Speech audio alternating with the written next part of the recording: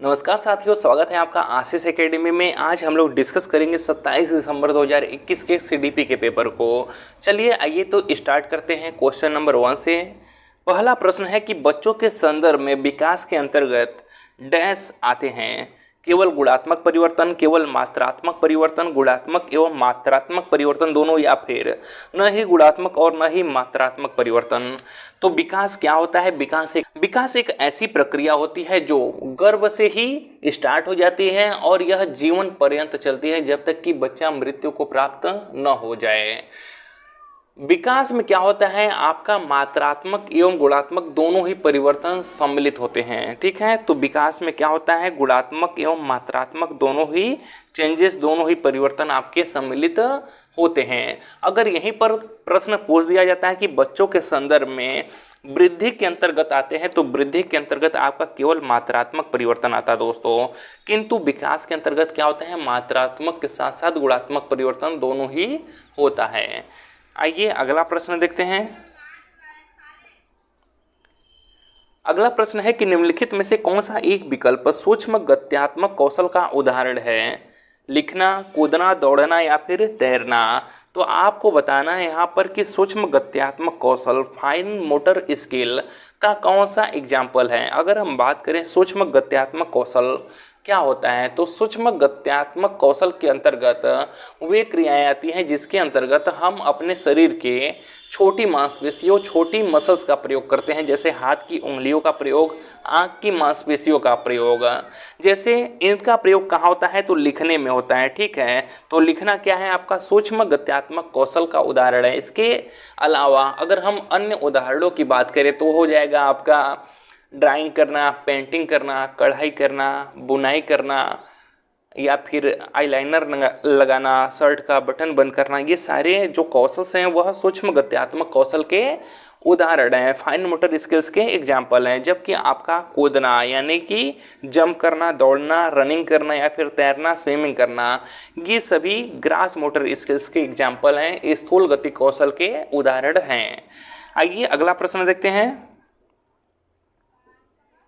अगला प्रश्न है कि बच्चों के विकास के संदर्भ में संवेदनशील चरण से क्या तात्पर्य होता है? तो बच्चों के विकास के संदर्भ में संवेदनशील चरण से तात्पर्य है कि किसी व्यक्ति में विशिष्ट क्षमताओं के उत्थान का इष्टतम चरण। ठीक है, इष्टतम या इसी को उच्चतम चरण भी आप कह सकते हैं। संवेदनशील अवधि बच्चे में मनोवैज्ञानिक विकास की अवधि होती है। संवेदनशील अवधियों के दौरान बच्चे में बहुत ही शक्तिशाली क्षमताएं होती हैं। आइए अगला प्रश्न देखते हैं। समकक्षी समूह के संदर्भ में क्या सही है? समकक्षी समूह को इंग्लिश में पीयर ग्रुप्स कहा जाता है। तो इसके कॉन्टेक्स्ट में, इसके संदर्भ में क्या सही है यह बताना है। पहला है कि बच्चों की द्वितीयक समाजीकरण में उनकी एक महत्वपूर्ण भूमिका होती है, तो एकदम सही बात है। जो आपका समकक्षी समूह है वह द्वितीयक समाजीकरण के अंतर्गत आता है और बच्चे का जो समाजीकरण में समकक्षी समूह का एक महत्वपूर्ण रोल होता है, क्योंकि बच्चे जब समूह में रहते हैं, समकक्षी समूह का मतलब अपने हम उम्र या फिर अपने क्लास के बच्चों के साथ जब बच्चे रहते हैं उनके साथ इंटरेक्ट करते हैं, यानी कि अंतःक्रिया करते हैं, डिस्कशन करते हैं, चर्चा करते हैं, तो वह क्या करते हैं, बहुत कुछ सीखते हैं। उनका सेल्फ कॉन्फिडेंस बिल्ड होता है, अर्थात उनका आत्मविश्वास बढ़ता है, उनके अंदर लीडरशिप की भावना का विकास होता है, उत्तरदायित्व की भावना का विकास होता है। ठीक है, वह एक दूसरे का सहयोग करना सीखते हैं, हेल्प करना सीखते हैं। ठीक है, तो ये सारी सामाजिक क्रियाओं का ज्ञान उनके अंदर डेवलप होता है। कहाँ से? समकक्षी समूह से। ठीक है, तो यह तो सही बात है। दूसरा है कि बच्चों के सामाजिकरण में उनकी कोई भूमिका नहीं होती है, तो जी नहीं, गलत बात है। बच्चों के सामाजिकरण में उनकी लघु लेकिन निरर्थक भूमिका होती है, तो यह भी नेगेटिव है। यह द्वितीयक समाजीकरण का कारक नहीं होता है, तो जी नहीं, यह भी गलत है। क्योंकि अगर हम बात करें सामाजिकरण की, तो सामाजिकरण के दो कारक होते हैं, एक प्राथमिक कारण और दूसरा द्वितीयक कारण। ठीक है, यानी कि प्राथमिक समाजीकरण, द्वितीयक समाजीकरण। प्राथमिक समाजीकरण के अंतर्गत केवल आपका परिवार आता है और परिवार के अलावा सब कुछ आपका द्वितीयक समाजीकरण में आ जाता है। जैसे आपका समकक्षी समूह हुआ, विद्यालय हुआ, कम्युनिटी यानी कि समुदाय हुआ, चाहे धर्म हुआ, ये सब द्वितीयक समाजीकरण के अंतर्गत आते हैं। आइए अगला प्रश्न देखते हैं। अगला प्रश्न है कि इनमें से कौन सी उप अवस्था लॉरेंस कोहलबर्ग के नैतिक विकास की पारंपरिक अवस्था के अंतर्गत आती है? अनुदेशन, उद्देश्य एवं आदान प्रदान, सार्वभौमिक नैतिक सिद्धांत, अनुबंधन नैतिकता एवं अधिकार व कानून, या फिर सामाजिक सरोकार और आत्मबोध। तो इसका सही जवाब है सामाजिक सरोकार और आत्मबोध। सामाजिक सरोकार और आत्मबोध उप अवस्था लॉरेंस कोहलबर्ग के नैतिक विकास की पारंपरिक अवस्था के अंतर्गत आती है। लॉरेंस कोहलबर्ग के नैतिक विकास में कुल 3 स्तर तथा प्रत्येक स्तर में 2-2 अवस्थाओं के बारे में बात किया गया है, जिसका चौथा अवस्था होता है सामाजिक सरोकार और आत्मबोध। ठीक है, आइए अगला प्रश्न देखते हैं। समायोजन घटित होता है जब, समायोजन जिसे इंग्लिश में एकोमोडेशन कहा जाता है, इसकी बात जीन पियाजे करते हैं। इसे एक लाइन में आप ऐसे समझ सकते हैं कि समायोजन का अर्थ होता है अपने वर्तमान स्कीमा में परिवर्तन करना। ठीक है, यानी कि अपने वर्तमान स्कीमा में परिवर्तन करके नए नॉलेज को ऐड करना, नए ज्ञान को शामिल करना। तो वहाँ पर क्या होता है, समायोजन होता है। और जहाँ पर हम केवल नए नॉलेज को ऐड कर लेते हैं अपने माइंड में, तो वो होता है आपका आत्मसातीकरण। किंतु जब हम अपने वर्तमान स्कीमा का अर्थ होता है कि जो कुछ भी हमारे माइंड में पहले से ही फिट है, स्थित है, ठीक है, उसमें हम क्या करते हैं, चेंज करते हैं, परिवर्तन करके फिर नए ज्ञान को ऐड करते हैं, तो वह आपका एकोमोडेशन यानी कि समायोजन कहलाता है। तो इसका सही जवाब है बच्चे अपने वर्तमान स्कीमाओं में परिवर्तन करके नए अनुभवों के अभिप्राय को समझते हैं, यही क्या होता है, आपका समायोजन होता है। ठीक, आइए अगला प्रश्न देखते हैं। एक 5 वर्षीय बच्चे को 16 फूलों के चित्र दिखाए जाते हैं, जिनमें से 4 लाल और 12 नीले रंग के होते हैं। जब बच्चे से पूछा जाता है कि क्या नीले फूल अधिक हैं या लाल फूल अधिक है, तो बच्चा उत्तर देता है कि नीले फूल अधिक हैं। तो जीन पियाजे के अनुसार इसका अभिप्राय है कि बच्चा अभी किस दक्षता को हासिल नहीं कर पाया है, क्रमबद्धता, श्रेणीबद्ध वर्गीकरण, सकर्मक अनुमान या फिर प्रतिज्ञप्ति चिंतन। तो इसका जो सही जवाब है वह है आपका श्रेणीबद्ध वर्गीकरण, हिरारिकल क्लासिफिकेशन। जीन पियाजे के अनुसार इसका अभिप्राय है कि बच्चा अभी श्रेणीबद्ध दक्षता हासिल नहीं कर पाया है, क्योंकि अगर बालक को श्रेणीबद्ध वर्गीकरण का ज्ञान होता तो वह बता देता कि कैसे नीले फूल ज़्यादा हैं और लाल कम हैं। श्रेणीबद्ध वर्गीकरण का विकास पियाजे की तीसरी अवस्था में होता है, जिसे मूर्त संक्रियात्मक अवस्था कहते हैं। और इस अवस्था में जो बच्चे का एज होता है वह 7 से 11 साल होता है। कितना? 7 से 11 वर्ष। आइए अगला प्रश्न देखते हैं। एक अध्यापिका शिक्षण अधिगम प्रक्रिया में विद्यार्थियों को सहपाठियों से अंतः क्रिया कराकर एवं सहारा देकर अध्यापन करती है। यह शिक्षण अधिगम की प्रक्रिया किस पर आधारित है? लॉरेंस कोहलबर्ग के नैतिक विकास सिद्धांत पर, जीन पियाजे के संज्ञानात्मक विकास सिद्धांत पर, लेव वाइगोस्की के सामाजिक सांस्कृतिक सिद्धांत पर, या फिर हार्वर्ड गार्डनर के बहुआयामी बुद्धि सिद्धांत पर। अध्यापिका शिक्षण अधिगम प्रक्रिया में विद्यार्थियों को सहपाठियों से अंतःक्रिया करने की बात कर रही हैं, तो जहां पर भी पीयर ग्रुप की बात हो, सहपाठियों से इंटरेक्शन की बात हो, इस पर बल कौन देते हैं? आपके वाइगोस्की देते हैं। वाइगोस्की ने ही सामाजिक सांस्कृतिक सिद्धांत दिया। इसके अंतर्गत इन्होंने समाज पर, संस्कृति पर तथा भाषा पर विशेष बल दिया। इन्होंने बताया कि बच्चे समाज से अंतःक्रिया करके सीखते हैं, अपने सहपाठियों से, अपने सहयोगियों से अंतःक्रिया करके सीखते हैं। ठीक है, तो इसका सही जवाब होगा ऑप्शन नंबर 3। आइए अगला प्रश्न देखते हैं। प्रगतिशील शिक्षा में पाठ्यक्रम के उद्देश्य डैश को महत्व देते हैं।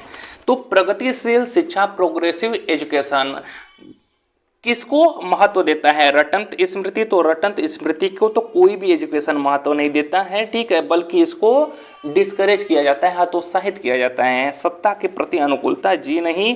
आलोचनात्मक चिंतन, जी हाँ। क्रिटिकल थिंकिंग को महत्व देता है क्या? प्रगतिशील शिक्षा। अगर हम बात करें कि आलोचनात्मक सोच होता क्या है, आलोचनात्मक चिंतन क्या होता है, तो इसका अर्थ होता है तर्क संगत निर्णय लेना। यानी कि कोई भी डिसीजन लेने से पहले आप क्या करिए, एक बार सोचिए, समझिए, तर्क करिए, उसके बाद डिसीजन लीजिए कि वह जो इस चीज को आप स्वीकार कर रहे हैं उसके गुण और दोष को परख लीजिए कि वह सही है या गलत है। ठीक है, यही होता है आपका क्रिटिकल थिंकिंग, आलोचनात्मक चिंतन। आइए अगला प्रश्न देखते हैं। हावर्ड गार्डनर के बहुबुद्धि सिद्धांत के अनुसार इनमें से कौन सी बुद्धि जटिल आंतरिक भावनाओं को पहचानने और उनका प्रयोग करके अपने आचरण को दिशा देने की योग्यता से संबंधित है?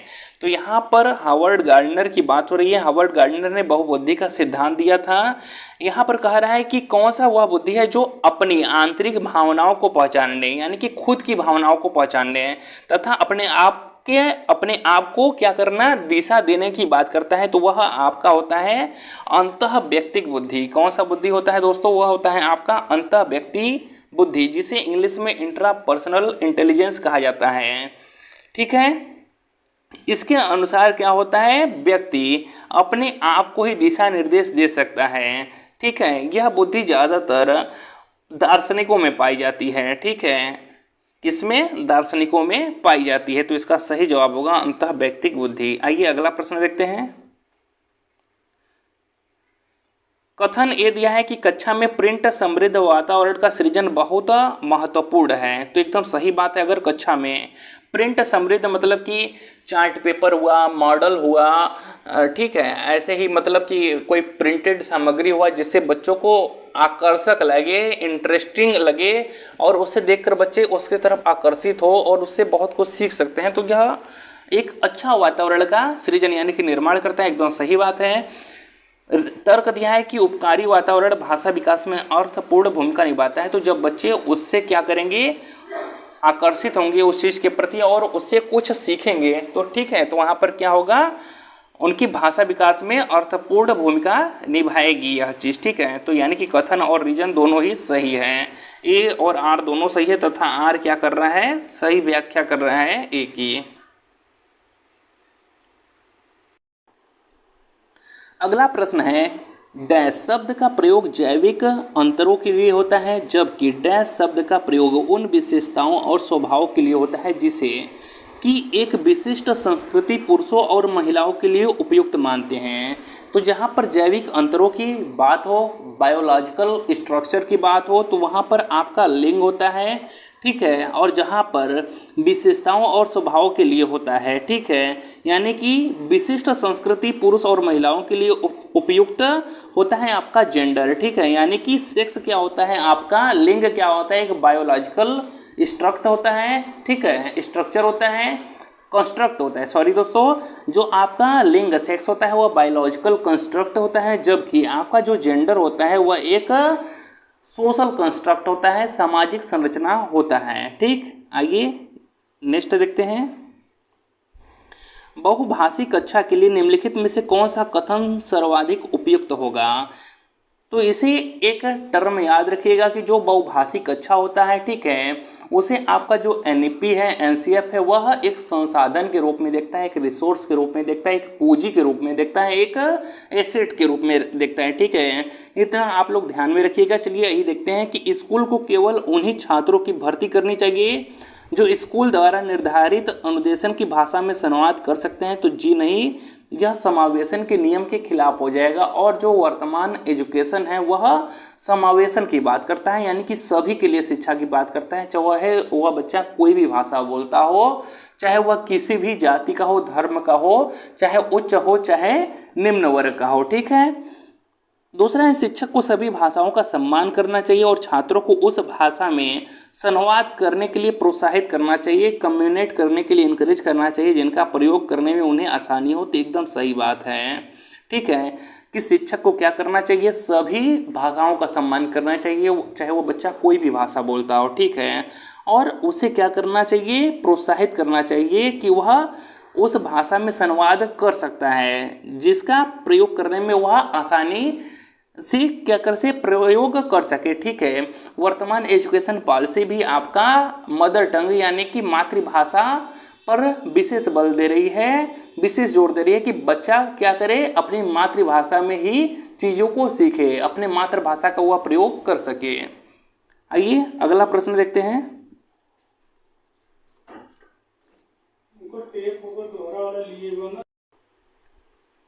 निम्न में से कौन सा कथन मूल्यांकन हेतु मानकीकृत परीक्षणों के संदर्भ में सही है?